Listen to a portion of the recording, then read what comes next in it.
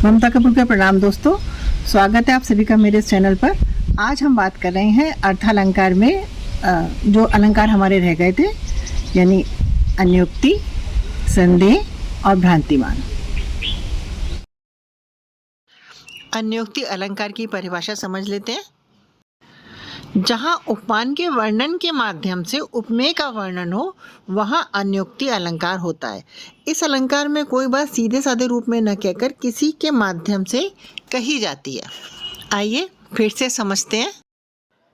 उपमेय और उपमान के अंतर को समझने के लिए कृपया मेरे ये वीडियो ज़रूर देखें।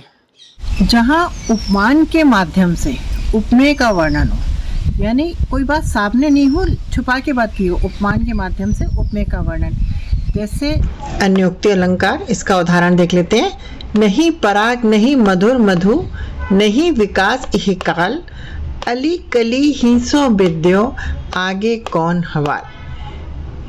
यानी यहाँ पर कली के माध्यम से, अली कली के माध्यम से राजा जयसिंह और उनकी नवविवाहिता नव यौवना पत्नी का वर्णन किया गया है कि राजा अभी नवविवाहिता से इतने व्यस्त हैं कि सब कुछ भूल के वो नवविवाहिता के साथ इतने हैं, जब वो कली जो फूल बन जाएगी तब पता नहीं क्या होगा। तो अभी राजा जयसिंह का वर्णन और उनकी नवविवाहिता पत्नी का वर्णन कली और अली के माध्यम से, अली माने भवरा, भवरा के माध्यम से किया गया है।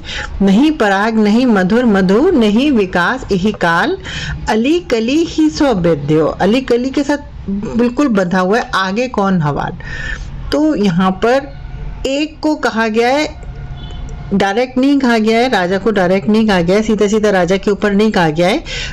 कली के और अली के माध्यम से राजा और उनकी पत्नी के लिए कवि ने इन पंक्तियों को व्यक्त किया है। यानी उपमान के माध्यम से उपमेय का वर्णन हो, अली कली के माध्यम से राजा और उनकी पत्नी का वर्णन है। एक अन्य उदाहरण से समझते हैं। माली आवत देखकर कलियन करें विचार, फूल फूल चुन लिए कल ही हमारी बार। आइए समझते हैं इसको। माली आवत देखकर कलियां करें विचार, फूल फूल चुन लिए काल हमारी बार। कबीरदास जी ने कहा कि माली को आते देखे कलियां विचार करने लगती हैं कि फूल फूल चुन लिए। ये इन्होंने भ्रम से जोड़ा है। ये माली और कलियों के साथ की समानता देते हुए भ्रम से जोड़ा है कि कल हमारी बारी। हमारे कलियों के माध्यम से बचपन और फूलों के माध्यम से जवानी और बुढ़ापा, तो सभी को ही जाना है। तो ये जो भ्रम का ज्ञान दिया है कबीरदास जी ने, तो ये यहाँ पर अन्योक्ति अलंकार होगा। दूसरा आता है हमारा भ्रांतिमान अलंकार। आइए इसकी परिभाषा देख लेते हैं। भ्रांतिमान अलंकार में समानता के कारण एक वस्तु में दूसरी वस्तु का भ्रम हो जाता है। यानी एक वस्तु को हम दूसरी वस्तु मान लेते हैं, समझ लेते हैं। यानी गुण में इतनी समानता होती है कि हम एक वस्तु को दूसरी वस्तु मान लेते हैं। जब किसी एक वस्तु में अन्य वस्तु के होने का भ्रांति हो जाती है। उदाहरण से स्पष्ट करते हैं। नाक का मोती अधर की कांति से, बीच दाड़िम का समझकर भ्रांति से, देखकर सहसा हुआ शुक्र मौन है, सोचता है अन्य शुक ये कौन है। आइए इस उदाहरण को बोर्ड पर समझते हैं। नाक का मोती अधर की कांति से, बीज दाड़िम का समझकर भ्रांति से, देखकर सहसा हुआ मौन है, सोचता है ये अन्य शुक कौन है। शुक माने तोता। तो यहाँ पर एक तोता जो है वो पिंजरे के अंदर है, ठीक है। नाक का मोती, नाक का मोती, किसकी नाक का मोती? यहाँ पे उर्मिला की नाक का वर्णन किया गया है। उर्मिला नायिका है। कवि ने कहना चाहा कि उर्मिला की नाक इतनी तोते के समान है कि जो एक तोता पिंजरे के अंदर है वो देख रहा है कि दूसरा तोता कहाँ से आ गया है, क्योंकि उसकी नाक का जो मोती है, उर्मिला के इतने लाल होंठ हैं, उन होंठों की लालिमा से जो मोती है वो बीज दाड़िम, दाड़िम मीन्स अनार, अनार की बीज की तरह लाल, अनार का बीज देखा है ना हमने कितना लाल मेहरून चमकता हुआ होता है, तो वो जब ऐसा चमक रहा है। और उर्मिला की नाक को देखकर जो तोता दूसरा जो पिंजरे में बैठा है वो मौन हो गया, चुप हो गया है कि दूसरा तोता कहाँ से आ गया। दूसरा तोता कौन?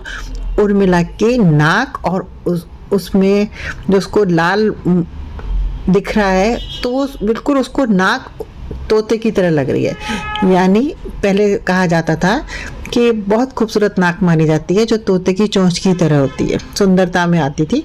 यानी नायका इतनी सुंदर है कि उसकी नाक बिल्कुल तोते की तरह है और उसके होंठ इतने लाल हैं कि उस पे जो नाक में उसने मोती पहना है वो भी अनार की तरह लाल हो रहा है। इन सबको देखकर जो तोता पिंजरे के अंदर है वो चुप हो गया है कि ये अन्य सुख कौन है, ये दूसरा तोता कहाँ से आ गया। क्लियर? अब आता है संदेह अलंकार। परिभाषा देखते हैं इसकी। जब उपमेय में उपमान के संशय का आभास हो, अर्थात किसी वस्तु को देखकर निश्चय न कर पाना, तब वह संदेह अलंकार होता है।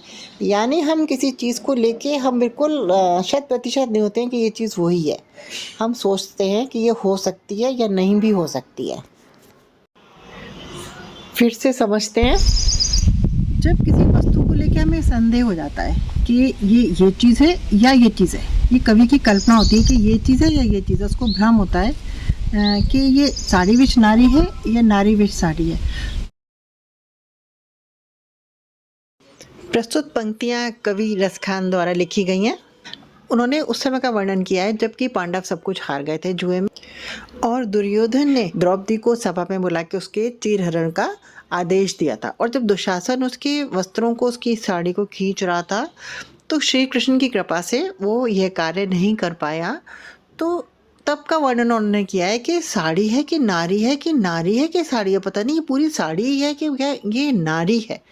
तो ये बहुत सुंदर उदाहरण है संदेह अलंकार। भ्रांतिमान अलंकार में हमें सांप को रस्सी समझ लिया या रस्सी को सांप समझ लिया, लेकिन संदेह अलंकार में हमें संदेह रहता है कि कहीं ऐसा तो नहीं है या वैसा तो नहीं है, मतलब हम भ्रम में रहते हैं कि ये वास्तव में क्या है।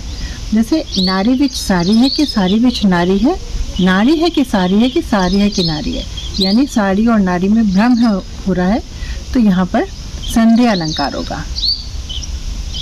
तो दोस्तों, अगर आपने अभी तक मेरा हिंदी भाषा बेसिक्स चैनल सब्सक्राइब नहीं किया है तो कृपया करके जल्दी से सब्सक्राइब करें। धन्यवाद। सभी अलंकार पिछले वीडियो में समझा दिए गए हैं। अगर आप चाहें तो उसका लिंक मैं डिस्क्रिप्शन बॉक्स में दे रही हूँ। धन्यवाद।